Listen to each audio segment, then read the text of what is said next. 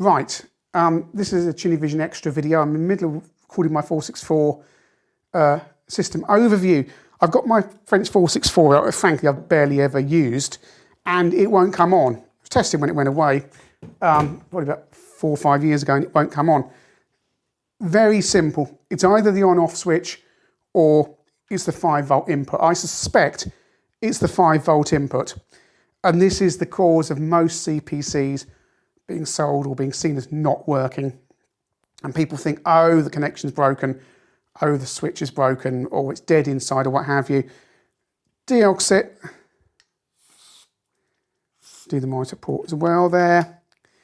I may as well do the on-off switch while I'm here, as he sprays that all over the...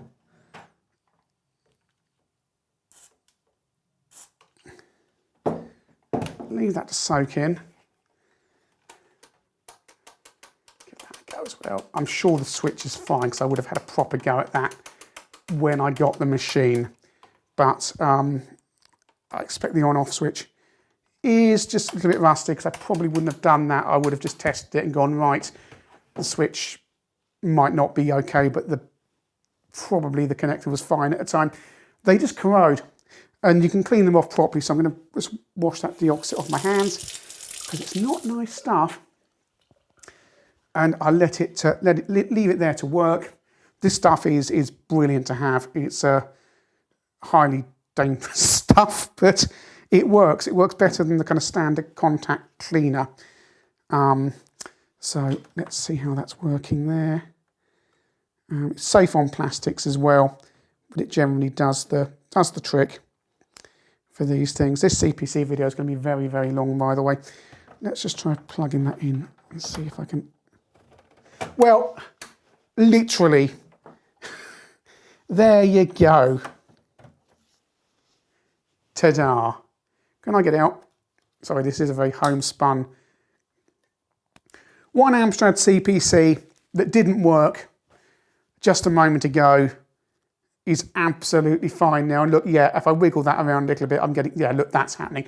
So it clearly now still needs more, the De-Oxit to work better. That's not a dodgy connector, that is just corrosion. And I've got to keep on saying this to people.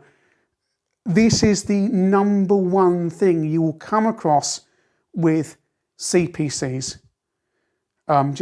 It's not poor build quality or anything dodgy like that. This machine is probably made in 1988, this model, 88, 89. Hasn't been used for years. The connections are high quality to begin with, but anything like that's going to corrode slightly over time. And you just need to get that corrosion off it. And same with the on-off switch on the side. That can just get a little bit manky. And actually, I don't have a lot of crackle on my speaker, which makes a change. But yeah, I've probably done a video on this before, but these machines are actually very solid. There's not really much, Amstrad cost cutting, okay, things they did, but they didn't want returns. They didn't want these Sinclair level of returns. So everything is generally very solid. And unless a chip has blown, if you turn on a CPC and it just doesn't come on, always flaky, as you saw with that kind of touching that there, and that's going to need to soak in properly. Chances are your first port of call is the DC in and the on-off switch at the side. And now I'm going to go back to my video. You just need, just buy some De-Oxit. It's really expensive, but it's really, really good.